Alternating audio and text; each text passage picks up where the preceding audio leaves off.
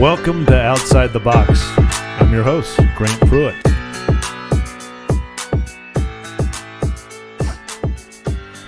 So we got a great show today, folks. Thanks for tuning in. Really excited about this one. Couple of things. Got a good friend of mine, Jason Putnam here. Tactical Fleet Services, right? Yep. We're going to talk about cars. Everybody buys cars, so that'll be a fun one. And he is a good friend. We've known each other, at least 10 years now. Decade. So Getting old. Yeah, right. So I'm real thrilled to have him. I'm also really thrilled to have Zach Lewis back, our hype man. He's back in full force today, ready to make sure that he reins us in. Grant, how's it going? It's great. It's great. happy to be back. It's been a minute since we've done one of these. It has. Just a minute or two. At least 120 seconds. So, we like to talk about business and bring people that own businesses and start businesses together on this show. And it's always fun for us to interview entrepreneurs. And I'm really excited to be on the forefront of introducing your business, Tactical Fleet Services. Can you tell us a little bit about what it is, what you're doing, kind of how you got to this point? Sure. Wow. There's a lot there. It's you can break it up in phases. Okay. Part one. Started in the car business out of college, as you know. Decided to graduate in 2009 when the economy was really booming. It's a good year, I hear. Yeah. Great year for everything but making money. Started with Porsche, selling cars. Found out I was halfway decent at it. Since then, I've spent time with a couple other dealerships, most recently in actually Kentucky, running a dealer group up there. We had 12 stores in 6 states and 18 brands. And these are all new, they're used. Tell us a little bit about the business. Sure. Our business is specifically focused on pre-owned vehicles. No, historically speaking. Historically, both. So okay, both. So you had a brand that Sure. you were representing, selling new cars. Yep. Obviously, you had a used inventory as well. Absolutely. So everybody has this pizzazz with going to a new car dealership, or at least that's in their head until they show up to the dealership and then freak out before they actually walk in the door and get in their car and leave. Because it can be an intimidating thing. Absolutely. Going into a car dealership. Not that I've really ever been intimidated by anything, but that's okay. Tell us about the genesis for Tactical Fleet Services. So this idea was, I guess, born 3.5 years ago, right when I left the Dallas market to run the dealer group out of Kentucky. And my partner, Chris, and I were kicking the idea around of going out on our own and fixing all the things. Which doesn't happen a lot in the automotive industry these days. It doesn't, no. There's the barriers to entry, specifically cash, right, are huge. It's a lot like, with my business, I talk about how no one starts new businesses. Sure. There's a bunch of acquisition of smaller real estate companies by bigger groups, kind of like in the car business. Exactly. And nobody does anything new since, probably in the 1950s. Your industry may be even not quite as far along as real estate, which is hard to believe. Yeah, I mean, it's antiquated in a variety of areas. And what you're seeing, speaking to those barriers to entry, institutional money coming into the car business, especially in the last few years, AutoNation becoming a juggernaut, Berkshire Hathaway buying out Van Tile. So some really big, heavy hitters make it difficult or maybe intimidating for some to go out on their own. And that's not dissimilar from real estate, which you know. Right. So this new venture, first of all, let's talk about what it is. Okay. So in a nutshell, we are a Highline pre-owned auto dealer. So we don't have new cars. We're not married to a brand or a manufacturer, if you will, Ford, Chevy, Porsche, Ferrari, whatever. Our focus is on finding quality vehicles that are pre-owned, making very fair deals in terms of price, and turning them over in the marketplace.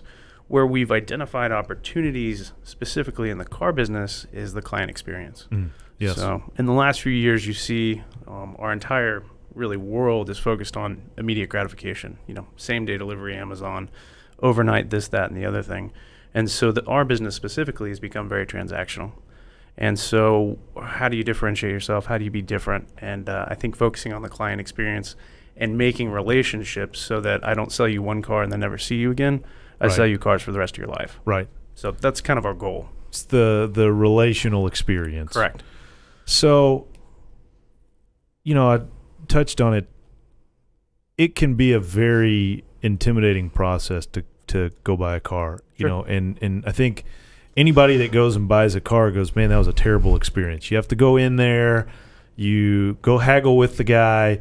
I love the story. My father went to go buy a car, and they couldn't agree to terms. They'd been haggling over it, and he gets in his car to leave, and they run out and shut the gates. Nice. Of the dealership and said, no, you can't leave. We have to sell you this car. Right. And I think, it's generations ahead of you that have really soured the view. And, people have this idea that that's what's going to happen. Then you go in there, you end up with 6 different people that were all standing on the porch that want to help you look at a car. Ripping cigarettes and telling dirty jokes. Ripping cigarettes and telling dirty jokes. Right. And then they all, flock to you like moths to light. And then you finally, you get in there and it's like, well, I got to go talk to my manager. I'm not sure if this price is going to work. For you today and today only, we can do this. But if you leave, you can't do that. Right. And there's just so much haggling. And then you have no idea if you got a good deal or a bad deal. And then once you finally decide that that's how you want to buy the car, it's, all right, let me introduce you to Joe. This is our finance guy. And you never ever see that guy ever again. Sure. And the only time you ever hear from him is the next time you show up to the dealership because he's one of the 6 guys that's out there ripping the cigarettes trying to come after you to sell you a car. Absolutely. I mean, the whole process is so antiquated and so backwards. You spend all your time, or you should spend all your time, building rapport with a person, finding out what they like about their car, making them feel comfortable, and then they get turned over to the guy in the back that's going to take all their money. It just doesn't make any sense. Right. So we're kind of rethinking that process.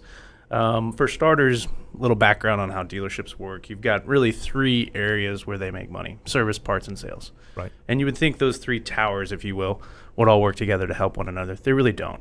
They're treated as individual profit centers.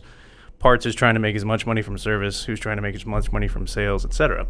And our philosophy is very different. We're there to sell cars, as many cars as we can, for the best deal that we can for both parties. And so we don't have a traditional service department. We don't have a traditional finance department that is going to try to sell you a warranty you don't need. Right. If you want those items, or if it's of interest to you, certainly we can provide them. But we're not trying to milk every dollar out of you on each transaction. So how do you, because I want to touch on that. That's important. Sure. You go and you buy a car and it's like, well, let me show you these 75 different packages. Right. Scratch protection. And you're going, wait a second. There's no way you can protect this thing from scratches. No. If I go key this vehicle, it's going to be scratched. And then they sell you whatever and, all these different things. And they're like, are you sure you don't want the ridiculous, auto whatever treatment? Sure. And then you're going, no, I don't. And they're like, are you positive? Because everybody else has bought this and I'm not going to be able to have. How do you help people? How do you guide them? How do you help them sort through that stuff? How do they know what to get? Can you help them with that? Absolutely. I think the way that Chris and I look at our business and when we sell anyone anything, is it something I would buy? Right. Number one. Number two, you have to look at, in any business, through the lens of, okay, if they're selling it, they're clearly making money on it. Right?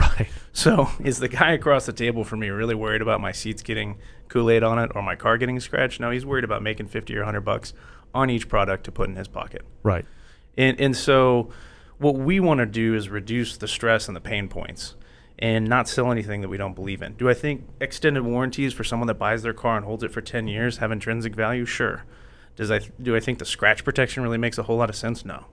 Right. There's just certain products that are there and intended purely to make money. Whether the finance guy is going to tell you it's the best thing in the world or not, that's the reality of it. Right. So taking a bit of that greed out of the equation and focusing on making a fair deal, treating someone with respect and as if that, it's your mother sitting across the table from you so you can sell them more vehicles. How do you take that greed Sure. out of the equation? A couple of different ways. I think you have to look at what the focus of the dealership is. You know, as I mentioned earlier, most dealers have 3 different areas that they're trying to maximize profit. And profit's not necessarily a bad thing, but are they doing it at the detriment of the client experience? And we think so. Right. So if our goal is purely to transact, sell vehicles, get trade-ins, sell them again, we're going to tailor our entire business around that focus. Instead of having 3 masters, we have 1. We're there to sell cars. Right. What can we do to make that process easier? And so, you know, it's something that you and I had talked about, but, you know, why can you buy a house and send all the paperwork via DocuSign and do it in the comfort of your home or your condo or your office or whatever, but you can't do that with a car? Right. They got to print it out on the paper from the Right. 1960s with the holes that you got to tear off. Yep, all that. And then they misprint it and it's not aligned, so they print it again. Every time. You got to listen to that noise. It makes you want to... It's a dot matrix Exactly. printer. That's exactly what it is. Yeah. Yeah. You guys remember? Yes, That's precisely what it is. So we took a step back and we said, look, you know, part of it is that people have this fear of dealerships. So number one, our space is different. You know, we've got some old school pinball machines in there. We've got a lounge. There's a bar that serves soda. Soda, because you're at a dealership. Yeah, exactly. There would never be any alcoholic beverages. But no, it's an area to hang out and to feel comfortable, number one. Number two, if you don't want to come see us, or you're someone like yourself that's incredibly busy and doesn't have time, you don't need to. And so our whole process is different. You can conduct everything over the phone. At the time of your purchase, we'll send someone out. So you can do the financing, Sure. all the paperwork, everything over the phone. Over the phone and or the internet, whatever's easier for you. Well, I have the internet on my phone. There you go. So all of our apps, all of the paperwork is optimized for a digital platform. Okay. So the purchase process, if you stay with me for a sec, we send someone to your house. If you have a trade-in, they're going to look it over, make sure it is what you said it was, take a few photos, confirm the mileage. They're going to pull out of their backpack a tablet or a laptop and a wireless printer. And they're going to sit with you, and you'll have an iPad. You can sign everything digitally, or if you prefer paper copies, they'll print it out. You can sign all your paperwork. You swap keys. They'll spend time going over your vehicle, programming your garage, your gate, etc., and then they leave.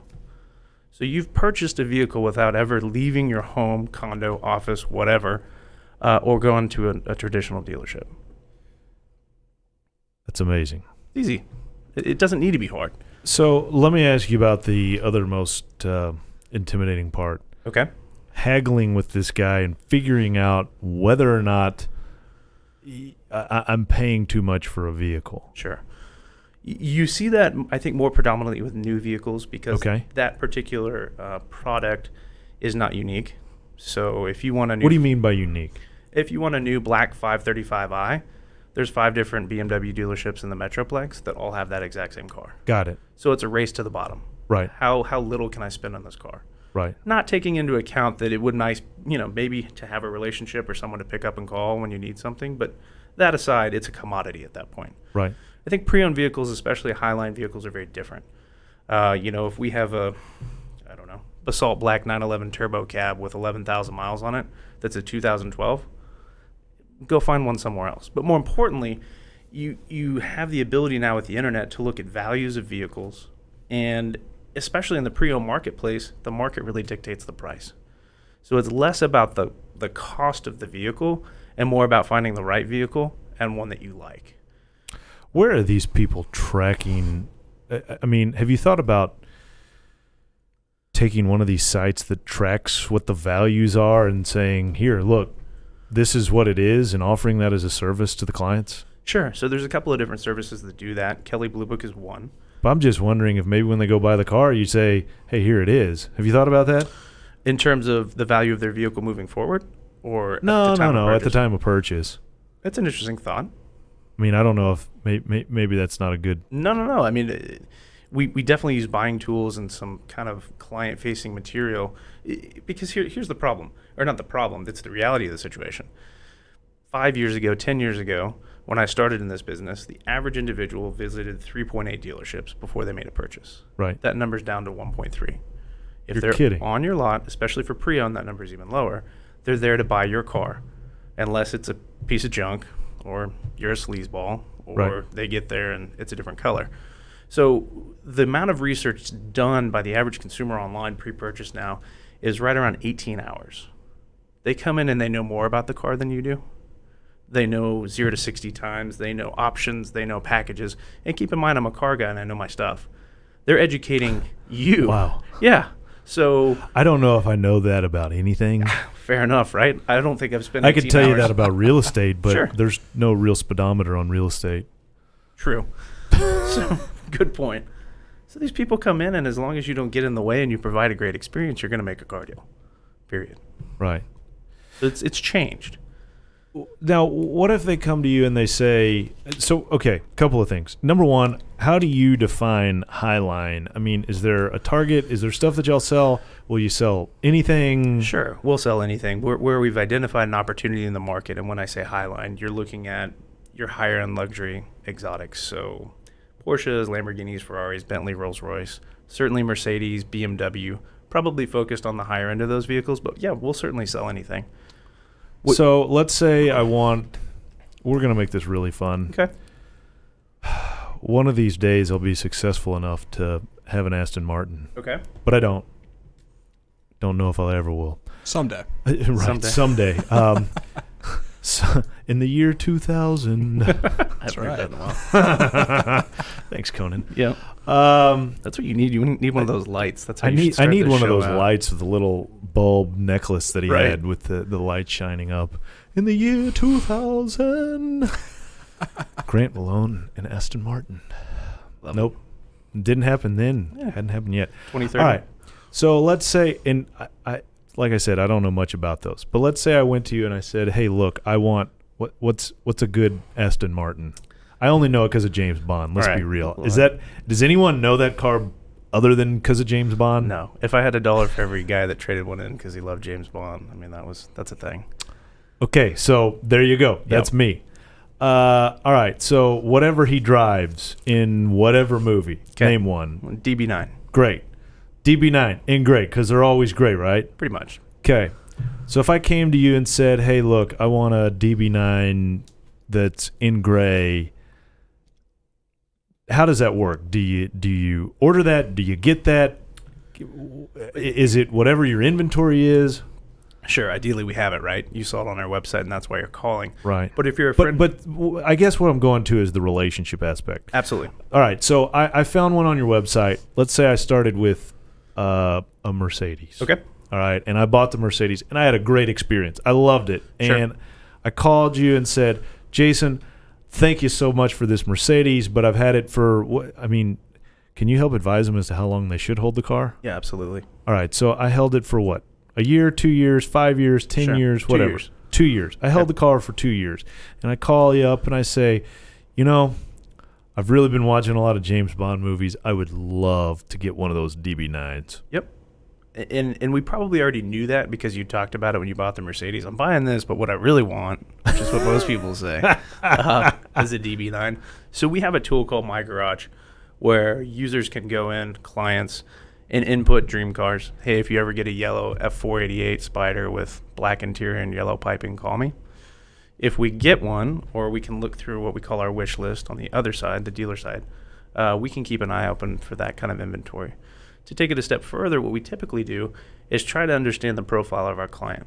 Do you buy and hold, which is fine? Do you drive it until the wheels fall off? Or are you a guy that really wants to trade every 6 months to a year? Okay. Or maybe it's 18 months, or maybe it's 24 months. And if we know that, we can kind of keep an eye or a pulse on what you're driving. Hey, Grant, that SL63 you got, market shifting, new models coming out, time to trade it. Okay. I know it's a third car for you, fourth car, daily driver, whatever. We have an idea of what your garage, if you will, looks like. And so we can keep a pulse on that. It's something that a lot of dealers don't do. No kidding. Like nobody? None of them do. Sure. Let's start with, do you know how many cars I've been upside down in that I've bought? All of them. Sure. All of them. Negative equity is still equity. It's just the wrong Yeah, direction. right. The wrong way. My cars just keep getting more expensive with each one that I buy. Yep. I had a client said that, I'm so flipped, I need to put a helmet on and hit something really hard. And I said, well, I wouldn't advise that, but you do have gap insurance, so whatever happens, happens. Well, that just covers the value of the vehicle, Yeah, not it was the an other Aston vehicle. Martin too, by the way. Did he love James Bond? He did until he bought it. There you go. So, but that's a great example. So, you hold on to these cars because you have no idea what to do with it. And you're like, man, I'm just so close to paying this off. Or, I just don't want to spend the money to buy another car. Right. And then you're ultimately just out there in the wilderness by yourself and have no idea what you should do. Yeah, and I think there's an ability there for a sales consultant to actually consult. Instead of being... Wait, hold on. You're telling me that you're going to have a sales consultant that consults? Sure. Because I have never had one. Well, that's how Chris and I kind of made our way in the car business. Listen and take notes and follow up. And I love it. yeah, it's a novel idea. But no, everyone now is an order taker. It's a transaction. Right. Which is what I mentioned earlier. But if you have somebody that has your best interest in mind and understands what your goals are, as we do, it's not that difficult because we're living, breathing, eating, sleeping these cars every day. Not to mention... if we know that you really want an Aston Martin, we've also got a guy who isn't at the Aston Martin phase, but he really wants your Mercedes. Right. And so it benefits us to put a car deal together for you to get that Aston because your trade-in is already sold to the next guy. And that's where that gets really fun for us. Okay. So by kind of keeping a pulse on what your garage looks like and you telling me all the cars that you own, you might get a wild, call from me one day. Hey, that old Jag that your dad had that he gave you that you never drive? Yeah, it's just sitting here. I pay insurance on it. I got a guy that wants it. That's how we create car deals. I love it. I love it. Trying to bring the client to you. And I'm sure you do that in real estate, right? Oh, sure. We're always trying to fit stuff together. And well, we're working with you. Yeah. Hopefully we're consulting and not just pushing some product because I say the same thing about real estate. I want to do your deal for the life of your company. Sure. I hope that you sell your business, but until that point in time, I'm able to do business with you. And quite frankly, I'd like to do business with the next guys that buy it. But yeah, well, and it's just like you're not waiting until lease expiration to call the client and go, hey, what you want to do? Right. 18 months out, you're saying, hey, we need to do something. And I think dealerships have gotten so fat and happy. Right. If you want a Porsche or a Mercedes, you're going to one of two places in town. And when you need one, you'll go in there and they're just kind of waiting. And that's okay. But for somebody that's independent like us and hungry and wanting to really develop a clientele and kind of a different view of the car business, we want every deal. Right. And to that end, we want it to be fair. So, we look at that and how we price and negotiate all that. Now, if they want to finance it, do you facilitate that? Do you help them? Do you bid it out to banks, credit unions, whoever? Sure. So every car dealer, unless it's a tote the note lot, meaning you're buying the car there and making a payment there. And that's typically for subprime, lower credit. Buy here, pay here. Yeah, exactly. Higher risk, if you will, purchases. But let's say it's a traditional purchase. You're buying a new Lexus. Right. You go in and they say, oh, we do the financing. Well, the reality is they take your credit profile. They send it to probably Lexus Financial, a.k.a. Toyota, U.S. Bank, Bank of America, and Chase. Right. They come back and they say, okay, based on this credit profile, this money down, this car, blah, blah, blah, we'll give you the money at X. Right. Well, let's call it 3%. Okay. Statute says you can mark it up 200 basis points, so up to 5%. That's where the dealership is treating the finance department as a revenue generator. They're making money on your money. What we're saying... Time out. Let's just back up. Okay.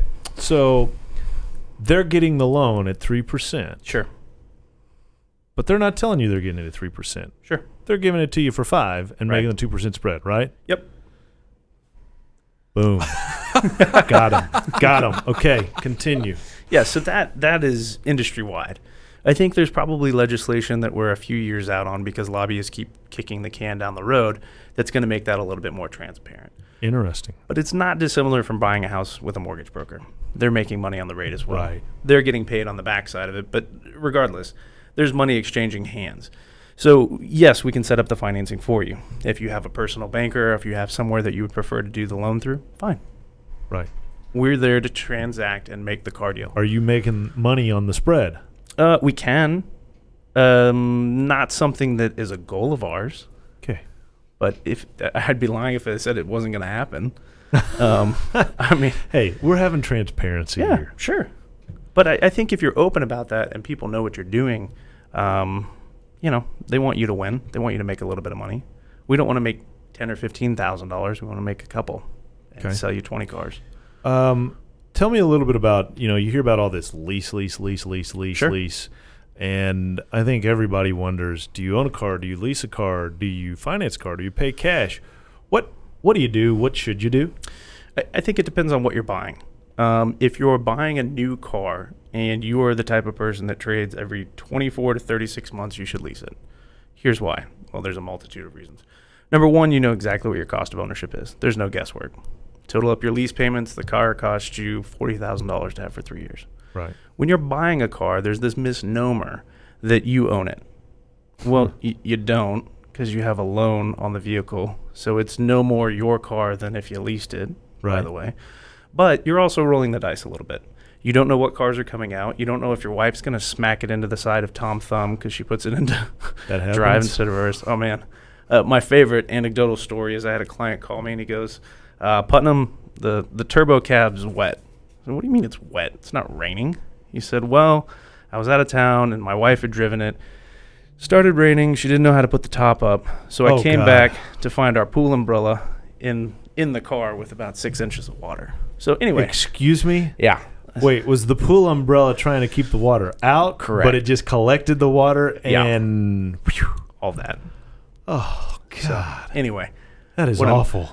I got. Oh, man. I mean, their 5-car garage had 2 open spots. I don't know why those weren't utilized. But anyway, so things happen. My point being, when you buy the car, you really roll the dice. It's a depreciating asset. So, a lot of people, especially in the finance industry, say, lease things that depreciate and invest in things that appreciate. Okay. Should you pay cash or should you finance it? It depends. And it purely, in my opinion, depends on what your financial situation looks like. Got it. What I always say is, can you put your money to work and get a better return than what you're paying in interest on the vehicle?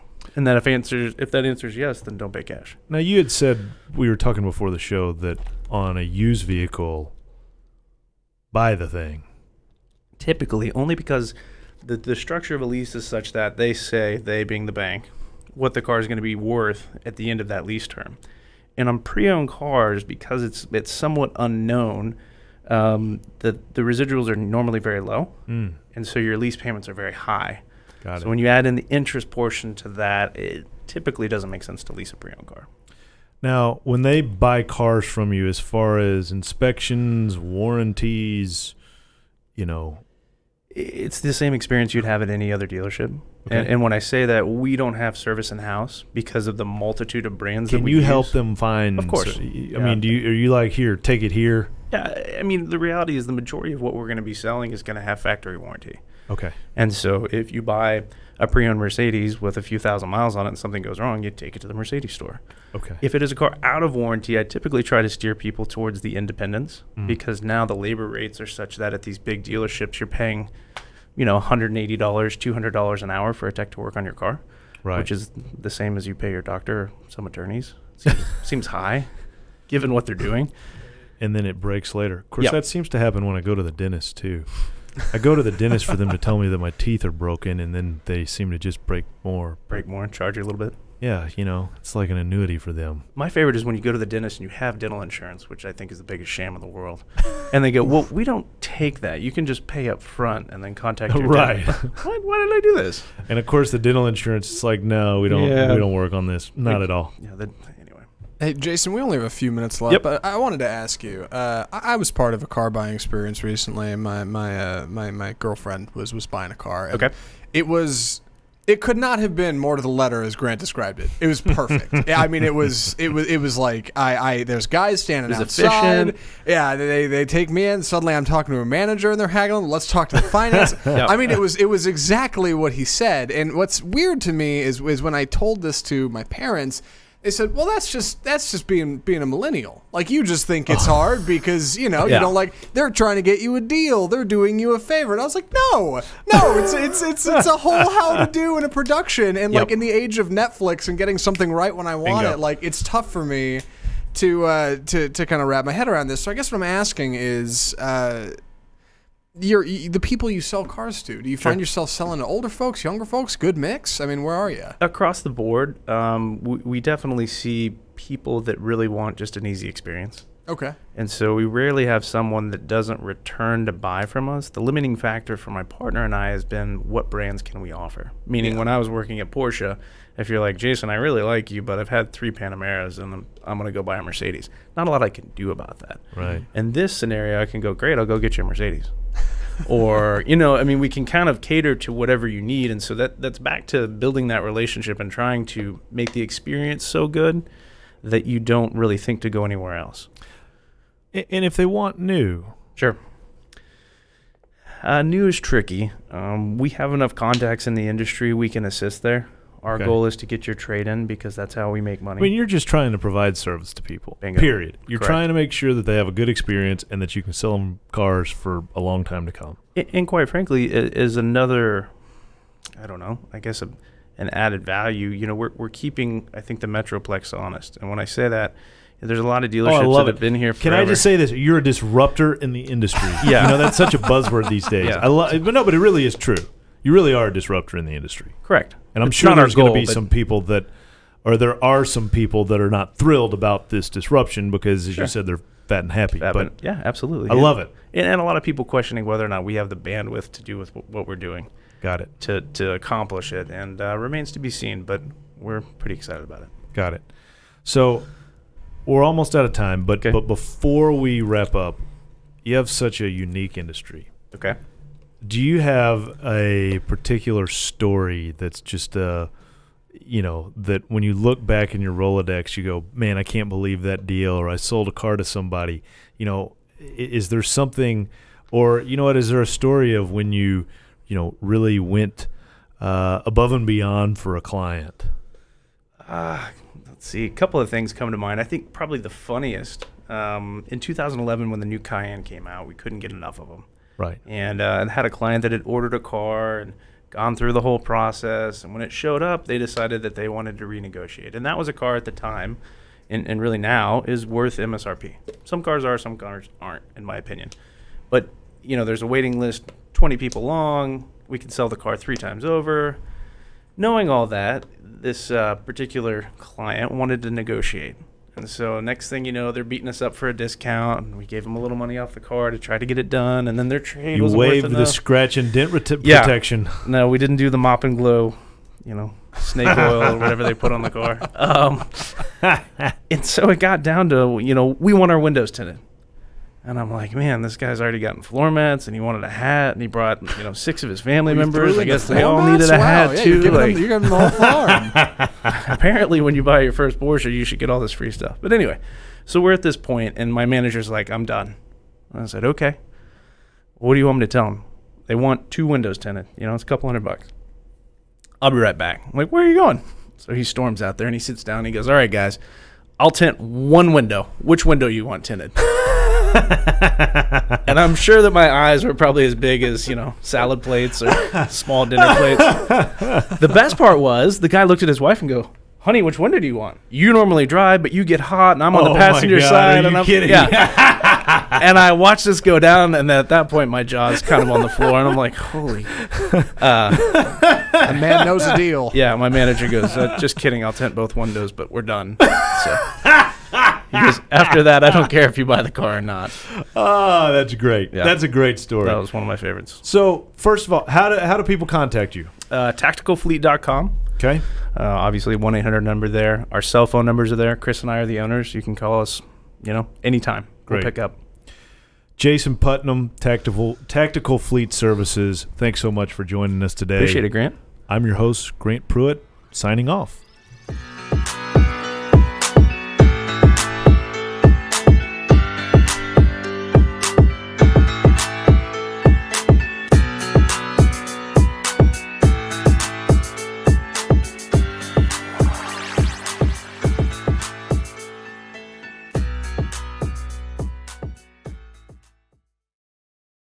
You're listening to RNCN, the digital destination for premium talk radio.